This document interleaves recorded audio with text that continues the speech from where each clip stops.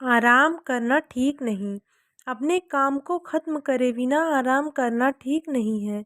ज़रूरी है कि आप अपनी वाणी को मधुर रखें और सबके साथ अच्छा व्यवहार करें।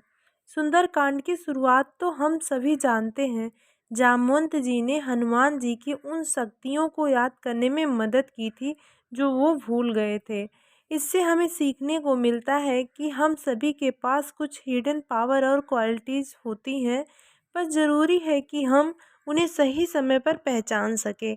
समय के सामने हर किसी को अपनी शक्तियों को पहचानना पड़ता है और अपने बुरे वक्त में उनकी मदद से आगे बढ़ना पड़ता है।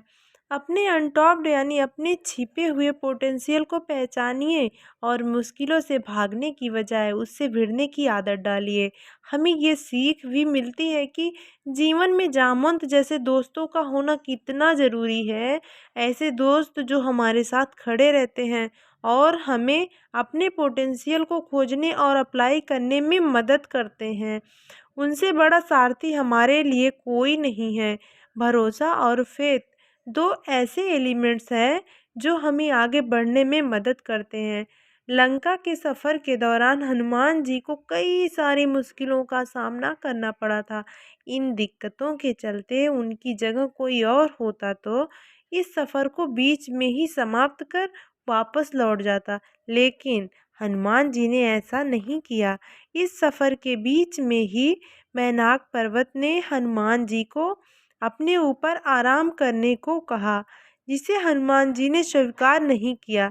इससे सीखने को मिलता है कि हमें कभी भी अपने लक्ष्य को बीच में छोड़कर हार नहीं माननी चाहिए। हर मुश्किल एक चैलेंज होता है और उससे लड़ना ही हमारा धर्म है। और साथ ही साथ हमेशा अपनी वाणी मधुर और अच्छी रखनी चाहिए। जैसे हनुमान जी ने मैनाक पर्वत पर आराम करने से मना करते हुए भी अपनी वाणी को मधुर रखा था, वैसे ही हमें भी इस बात को याद रखना चाहिए। ज़रूरी नहीं है कि किसी को मना करते वक्त उनकी फीलिंग को ठेस पहुंचाई जाए। हम ये काम अच्छी तरह से भी कर सकते हैं। अपने काम में कभी भी बेकार का आराम मत करिए।